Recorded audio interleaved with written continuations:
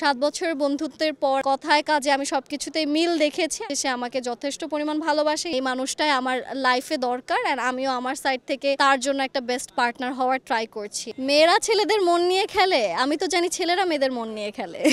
ভাই আমি bathroom singer, আমি গান পারি না। প্রেম হওয়ার আগে বিয়ে হয়ে গিয়েছিল, কিভাবে আপনাদের বিয়েটা আসলে হয়েছিল বা প্রেমটা কতদিনের ছিল? আমাদের আসলে বন্ধুত্ব ছিল 7 বছরের। তো 7 বছরের বন্ধুত্বের পর আমাদের গত 1 বছর মিস ওয়ার্ল্ডে যাওয়ার আরও 1 বছর আগে থেকে আমাদের কথা হচ্ছিল। তখন আমরা বন্ধুত্ব ছিলাম, আমাদের বন্ধুত্ব কিন্তু সে আমাকে আগে থেকে পছন্দ করতো।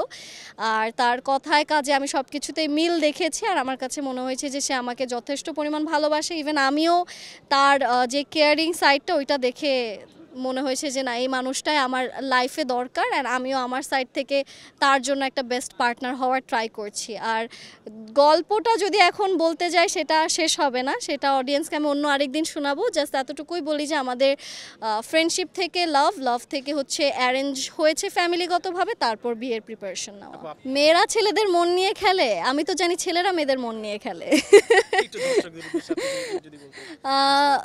যেহেতু কেউই কারো মন নিয়ে খেলে না, আপাতত ক্রিকেটে আমরা সবাই ব্যাটার বল দিয়ে খেলছি অ্যান্ড ব্যস্ততা অনেক বেশি, এটা নিয়ে খুবই সিরিয়াসনেস সবার মাঝখানে। তো চেষ্টা করব যে ব্যাটিং দিয়ে আজকে টিমকে সেভ করার। আপাতত কারো মন ভাঙতে চাচ্ছি না, আর মন যদি ভাঙতেও চাই তাহলে ট্রফিটা নিয়ে মন ভাঙতে চাই না।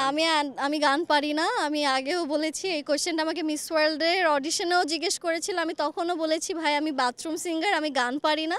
আমি নাচ পারি, I am a very good classical dancer. ওইটা হয়তো কোনো না কোনো একদিন অডিয়েন্স যদি আমার কখনো মন চায় তাহলে দেখতে পারবে। Thank you so much for loving me, I love you guys too. এত ভালোবাসা আমি কখনো এক্সপেক্ট করিনি। আপনারা যেইভাবে আমাকে অ্যাকসেপ্ট করে নিয়েছেন, এতটুকুই বলবো যেভাবে সাপোর্ট করে যাবেন। অ্যান্ড আপনাদের সাথে যেহেতু আমি সব কিছু শেয়ার করছি, ইনশাল্লাহ আগামীতেও সব কিছু শেয়ার করব।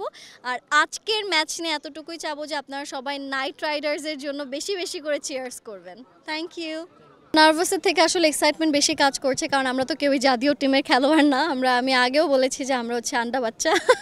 তো আমরা চেষ্টা করছি যে আমাদের সাইড থেকে যতটুকু পরিমাণ পসিবল অডিয়েন্সকে এন্টারটেইন করার অ্যান্ড আমাদের সাইড থেকে আমরা চেষ্টা করব যে ভালো খেলার, কারণ আমাদের ছেলেরা আবার খুব ভালো খেলে। তো তাদের সিরিয়াসনেস দেখে আমাদের মেয়েদের একটু সিরিয়াস হতে হচ্ছে। তো ইনশাল্লাহ এবার চ্যাম্পিয়নটা নাইট রাইডার্সই হবে। বোলিং করেছেন, ব্যাটিং করেছেন, ফিল্ডিংয়ে কতটুকু পারদর্শী মনে হচ্ছে নিজেকে? ফিল্ডিংটা আসলে আমাদের প্র্যাকটিসই হয়নি। ফিল্ডিংটা আজকে ম্যাচের আগে আমাদের একটু প্র্যাকটিস হলো। তো সোফার ফিল্ডিংটা মনে হয় যে পারবো, ক্যাচে একটু ভালো আছি। সো ফিল্ডিংটা নিয়ে অত টেনশন করছি না, কিন্তু আমাকে যেটা দিয়েছে সেটা হচ্ছে ব্যাটিং। তো ব্যাটিংটা নিয়ে আমার একটু ভয় কাজ করছে।